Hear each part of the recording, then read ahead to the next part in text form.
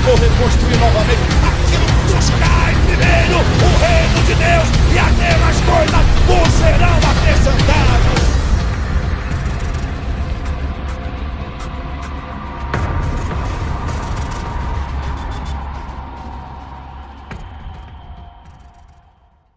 Está escrito: minha casa será chamada de casa de oração.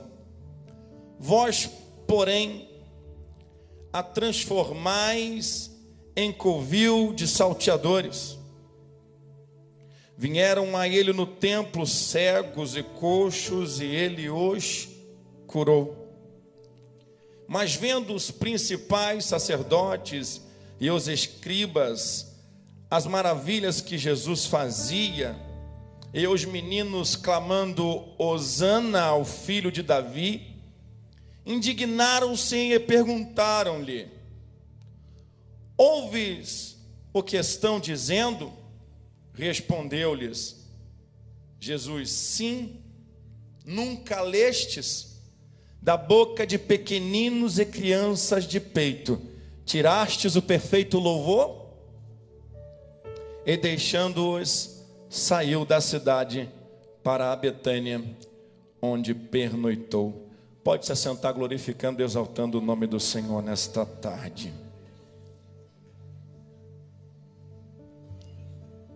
A Bíblia vai nos relatar, queridos irmãos, que Jesus está entrando no templo, a saber, o povo estava celebrando a Páscoa, a Pessachê, as 3 festas mais importantes de Israel são Tabernáculos, Pentecostes e a Páscoa.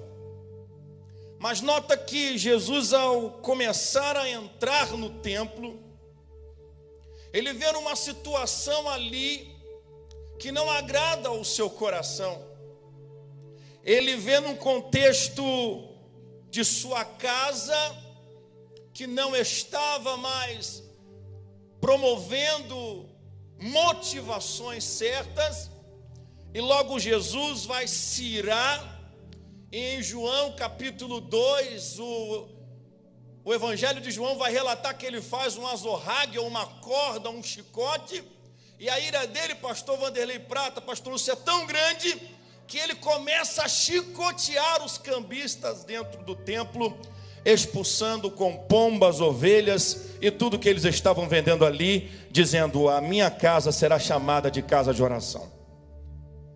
Há um apelo muito forte na igreja brasileira, contextualizando esta palavra, trazendo para os dias de hoje, não muito diferente do que nós vivemos hoje em nosso país.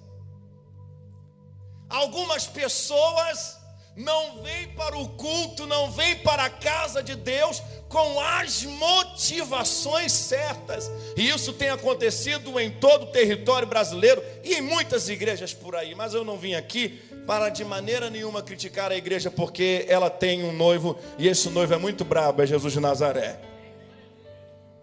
Mas nota que Jesus, ele se ira com os cambistas, e Jesus vai mostrar que o seu ministério é no norte da Galileia. Lá Jesus vai pregar para os desfavorecidos. Lá Jesus vai pregar para quem ninguém prestava. Lá Jesus vai pregar para as pessoas que não tinham, que não eram importantes no contexto político de Israel. Lá Jesus vai anunciar o reino. Mas nota aqui, Jesus está falando, ele está entrando no templo.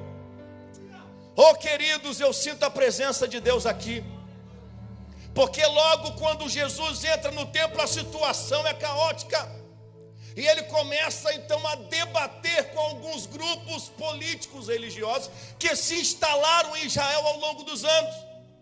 A saber, nós conhecemos os fariseus, adoravam a Deus, acreditavam somente na Torá, nas leis escritas por Moisés, a saber, os 5 primeiros livros da Bíblia, e até alguns livros escritos por alguns profetas.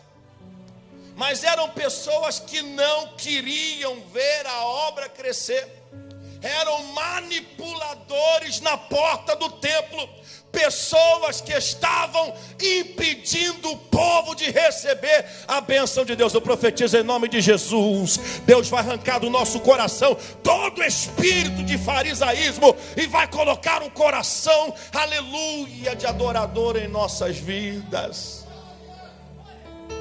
Jesus foi perseguido por este grupo porque pregava a verdade, falava a verdade, vivia a verdade, era a própria verdade. João vai dizer que ele era o verbo de Deus encarnado, ele era a própria palavra tabernaculando em nosso meio. Veio para os seus e os seus não receberam.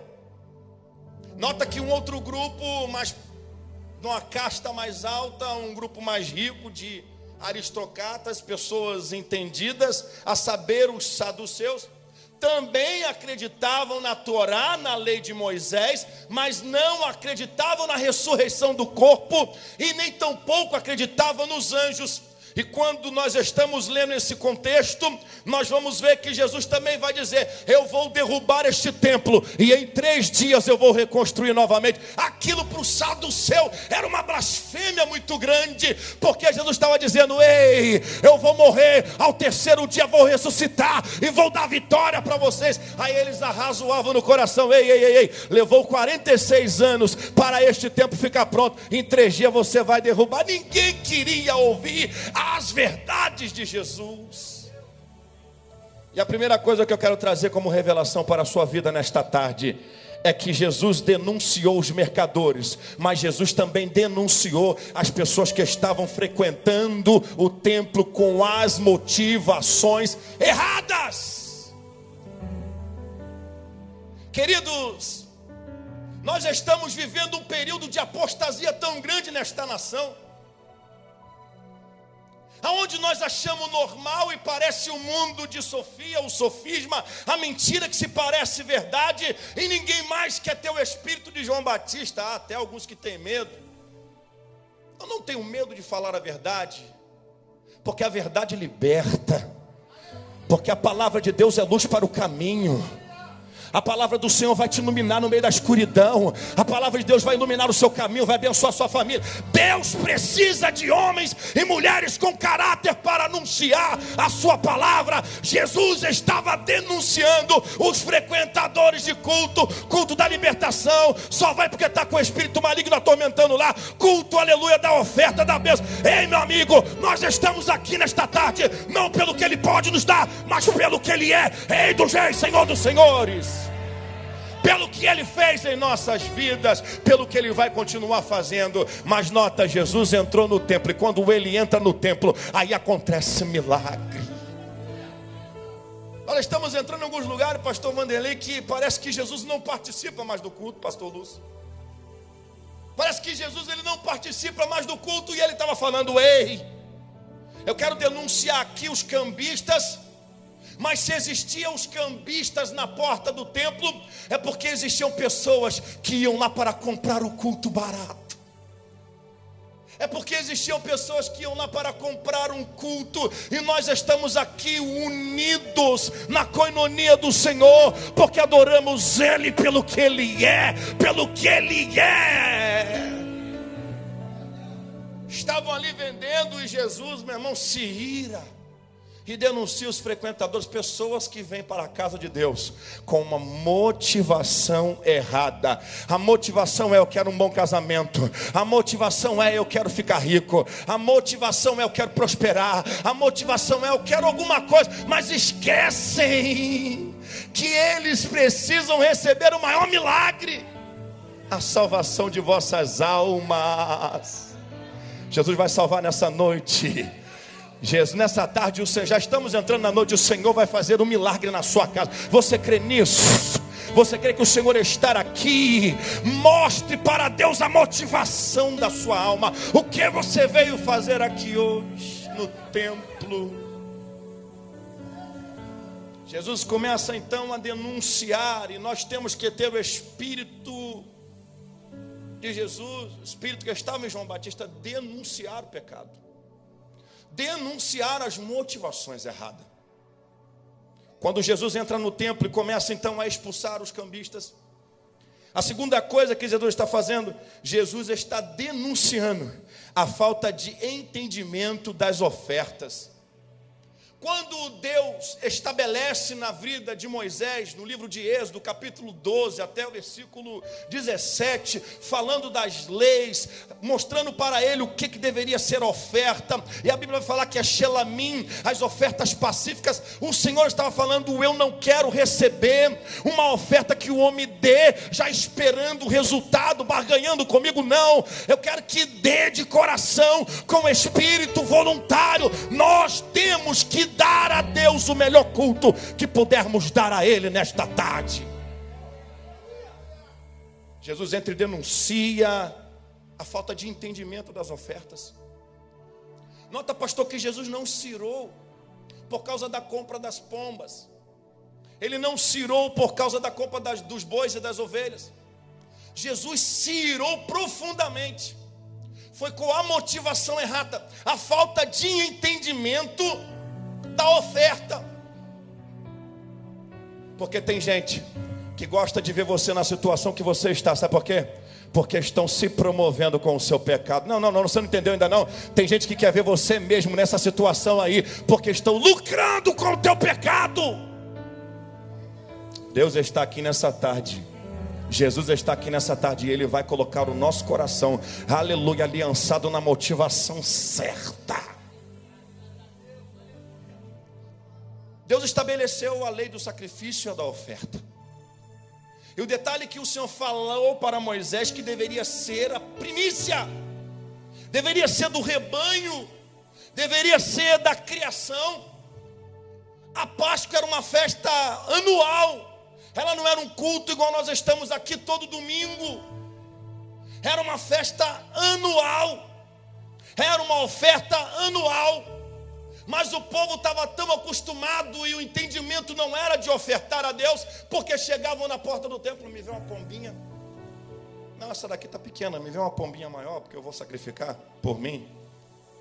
Aqueles que tinham uma família maior, não, peraí, esse cabritinho está magrinho. Não, vou na tenda do João. Vou lá na tenda do João. Esse cabritinho está gordinho. Deus estava dizendo, não vou receber esse tipo de oferta, porque Deus queria que o sacrifício fosse voluntário. Nós temos que ter, irmão, cuidado de mexer no sagrado.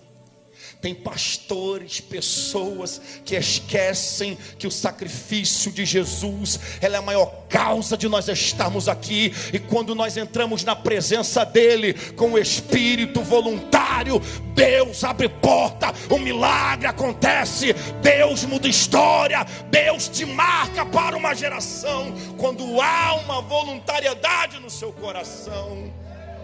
Quantos estão entendendo esta palavra? Quantos estão recebendo esta palavra? Jesus entra no templo e começa a denunciar as motivações erradas. Começa a denunciar a falta de entendimento da oferta. Mas quando Jesus entra também dentro do templo, ele começa a operar milagres. E seria muito superficial da minha parte falar somente que Jesus estava expulsando algumas pessoas que estavam com a motivação errada. Mas eu quero profetizar para um povo que está aqui neste lugar com as motivações certas. Deus não quer que eu e você sejamos frequentadores de igreja.